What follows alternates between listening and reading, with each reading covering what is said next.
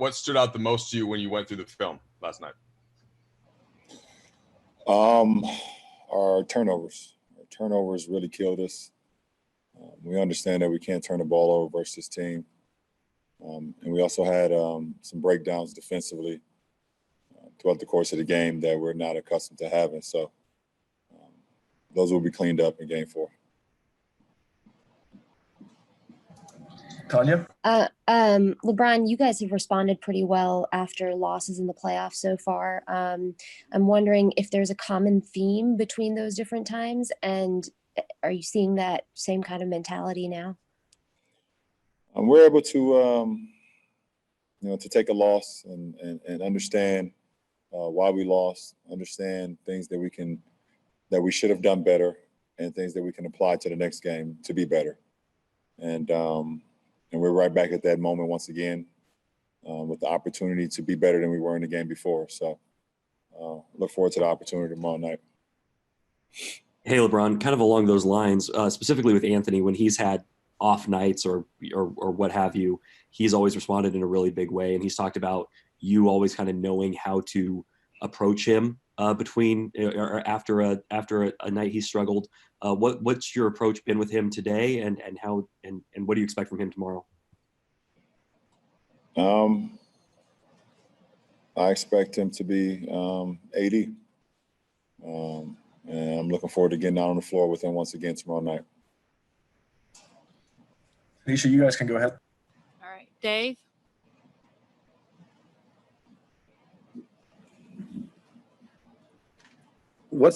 You've been in the finals 10 times now. You've been up in series, you've been down in series. What's it like to process the time off in between games coming off a loss? It's pretty much the same coming off a win for me. So the series is completed. I kind of stay on edge, stay locked in on the job at hand. And obviously no one wants to ever lose. You hate that feeling, especially when you didn't play your best. And I definitely wasn't at my best last night from an individual standpoint. So I take that responsibility, and I take that with a lot of passion and understanding of how I can be much better, in the following game. But throughout the postseason, I stay even keeled. As I've grown in this game and I've grown over the years, I kind of stay even keeled and understanding that, there's always another opportunity to get better. And we have that opportunity today and also tomorrow night in the game. Kyle. I have an off-court question. When you think of all you have going on, you're wearing a More Than a Vote shirt right now.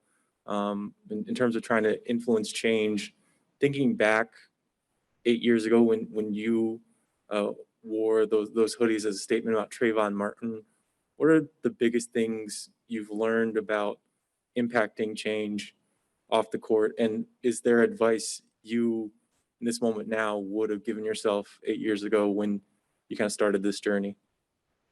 That you can't get caught up in what everybody else think, because everyone's not going to always agree with your movement. Everyone's not going to agree with your words. Everyone's not going to agree with your passion. Everyone's not going to always agree with why you're doing it and things of that nature.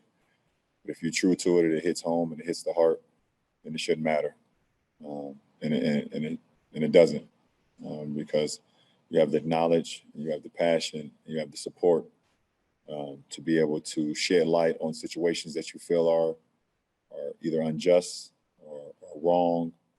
And there's a thing called common sense, and the difference between right and wrong is something I've always grew up on. My mother always, told me, being able to understand the difference between right and wrong and noticing it and being able to, have that feeling. So, to sit back and think 8 years ago when we sat in Detroit in the ballroom, as a part of the Miami Heat team, and we all decided to put our hoodies on in a reflection and a remembrance of Trayvon Martin and that tragic incident.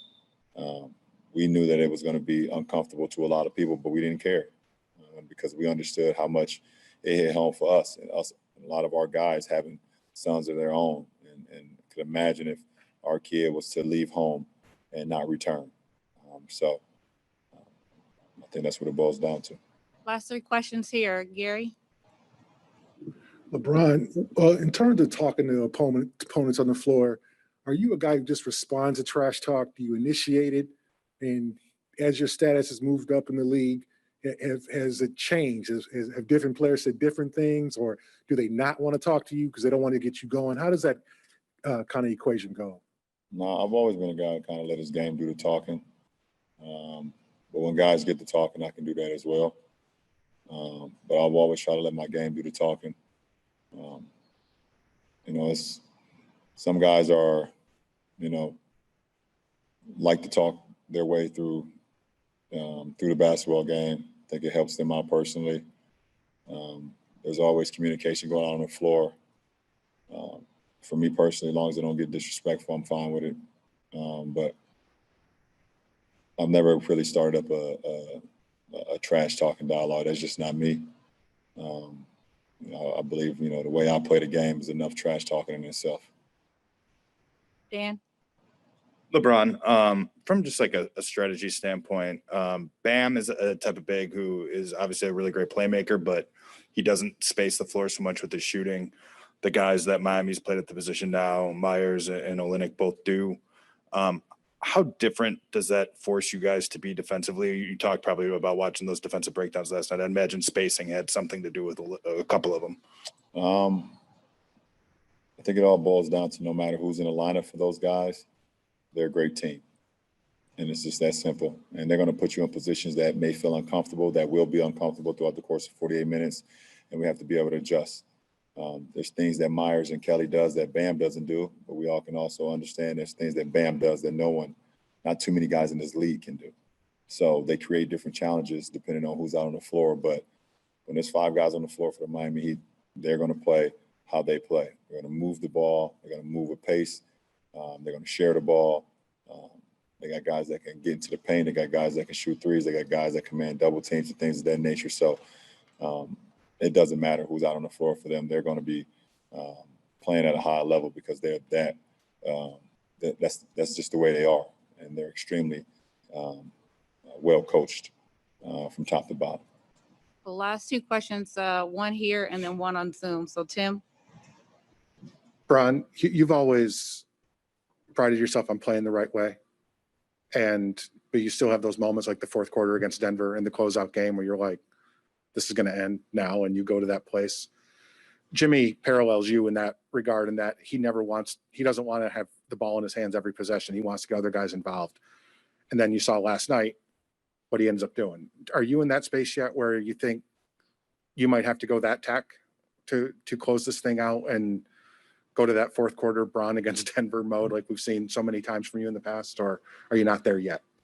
I've never predetermined my game plan throughout my whole career. I've never went to a game saying, okay, I need to score 40 tonight.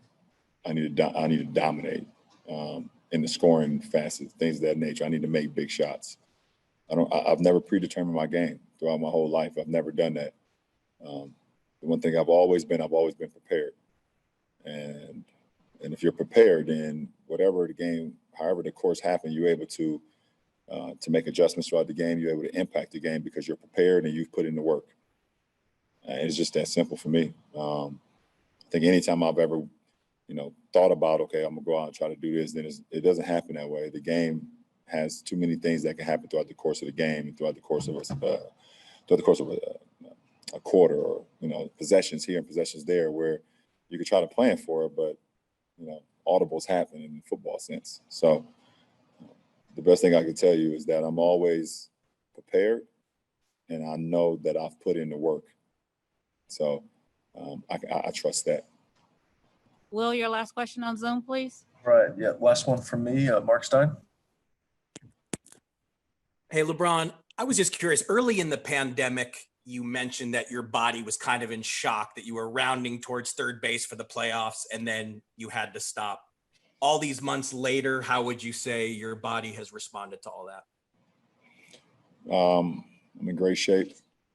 I bounced back extremely well in between games. And I could play. Hey, Anthony, Mike Trudell in LA. I wonder, when you watch tape of a game when you don't feel like you played your best, how do you take that? How do you, when you're watching, how do you feel about it emotionally, and how do you think that affects things moving forward? It sucks just because, if you play well and, done your job, then, you possibly could have won a game. So it always sucks, when you lose, especially when, you don't play well. And look at tape and, you try to figure out ways to be better to get prepared for next game. Allison, you go ahead. Start with Kyle Goon. AD, you mentioned yesterday that there just wasn't communication defensively. When you look at the tape, where did that allow Miami to hurt you guys the most? They didn't. I mean, you can't really tell if someone's communicating on film, but you can tell. If you kind of get what I mean, and you could tell we wasn't. We were off in our coverages. They were, setting screens and slipping to the rim, without no one guarding them. We're over helping. We're having blown coverages, and so there are a lot of space on the floor for guys to drive to the basket with no resistance, no help. Guys were hugged up on their man, so you can tell that we weren't ourselves defensively. We have to be a lot better. We can't allow easy points. I mean, the game is already hard enough. Teams are going to make tough shots, but we can't allow them to get easy looks at the rim when no one's guarding them or not helping our guys. If a small is on Jimmy or a big is on a guard, and knowing that their chances are pretty high that they're going to blow by them. We have to protect each other. We have to help each other, and that wasn't the case last night, and a big reason why we lost. Yeah. Eddie, I'm sure great players have off nights and great games too. And at home, I'm sure shaking off whatever happened is a really important part of moving forward to the next day. How different is that process here in a place where you're surrounded by your coaches and your teammates? There's basketball everywhere you look. Has that changed how you process both the highs and the lows of playing at this level? Oh, I mean, well, the good thing for me, I'm not a big social media guy, so I have it, but I don't really be on it. I'm very disciplined to, especially after nights like last night. A lot of people get caught up in the news and the social media and what everybody is saying, but I don't really care about it too much. And I want to see my coaches. I want to see my teammates, because I know they're going to tell me how to get better for next game. Prepare me the right way, so I don't have a repeat of last night. So I want to be able to see these guys and talk to them and figure out the game plan for tomorrow night. So I know it's always beneficial to get away and kind of forget about it. But when you're here, you have to embrace that. You can't, like you said, you can't really run from it. And so I lean on my coaches a lot here and my teammates a lot here to kind of help me through the process. Will, anybody else on your end? Yeah, I'll take a few more. Tanya? Yeah, AD, does having your family in the bubble change that process at all of sort of getting over a game like last night? For sure. Like you say, you go back home. If this is a regular, scenario, you'll go back home and see your family, and things like that. So it kind of just take your mind away from the game, and having my family here, it definitely helps. But it's still hard to sleep. It's still hard not to think about. And even though it takes the edge off a little bit, you're super eager to just get back on the floor and get ready for the next game. But I think my family being here definitely helps me tremendously. Right, last two for you, Brian Mahoney. Anthony, there was one point in game 2 when you scored on like 3 straight putbacks. I know that's not something that's very normal, but last night they kept you off the boards pretty well. What changed there where you couldn't create those extra possessions and things like that? I think they did a good job of trying to keep me off the offensive glass. That's a energy and effort thing. And, being in foul trouble, sometimes you go in there and, you can call for offensive foul over the back or, whatever the case may be. And so, I just didn't want to pick up any more stupid fouls. I think I had like 3 stupid fouls last night. That could have been prevented. But I didn't want to go in and create another, foul on myself. And then I have 5 or 4, whatever the case may be, and now I have to sit on the bench again. So just trying to play smart, but at the same time, knowing when to go in and crash and look for those offensive rebound opportunities. All right, last one, Alan Sliwa. AD, when you're coming off a loss or like you mentioned, a performance yesterday that, you obviously want to play better, how much do you start looking forward to the next game, and how much does it help that the turnaround is so quick to get back on the court? You look forward to it. You want to go out there and, play well. You want to go out there and help your team win.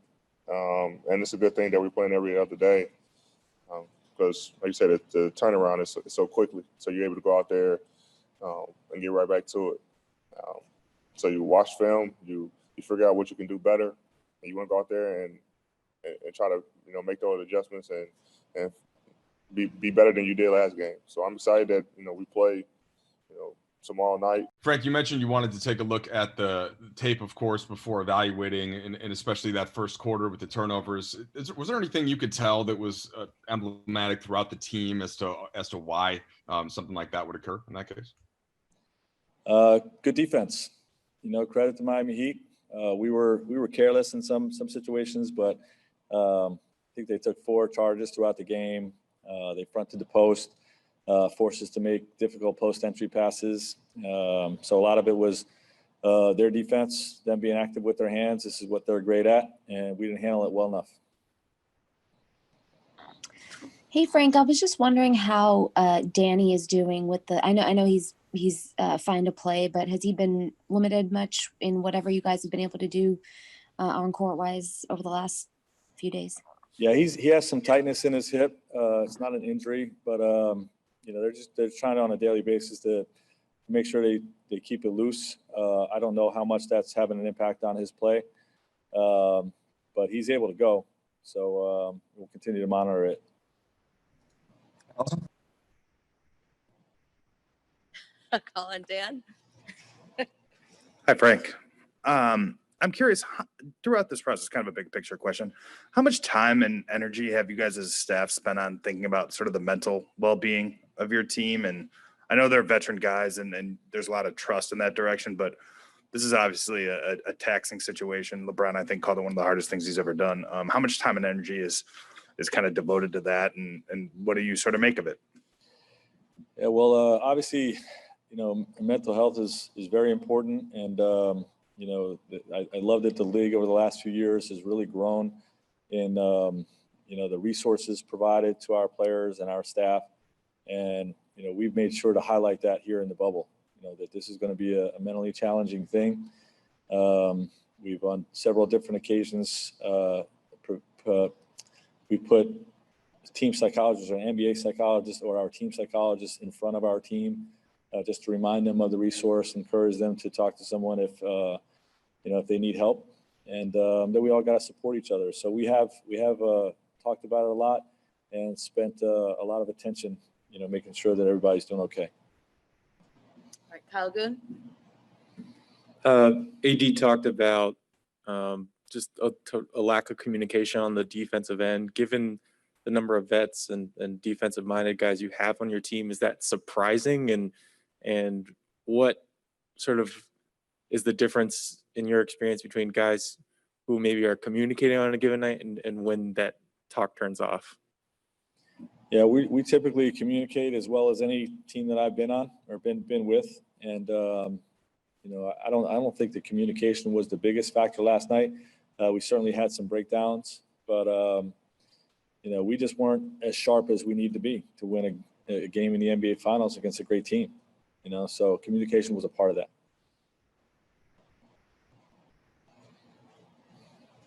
All right, we'll go back to you, Will.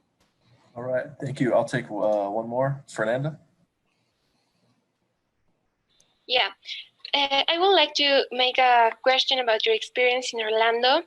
What opportunity has this season in the bubble given you to improve as a team?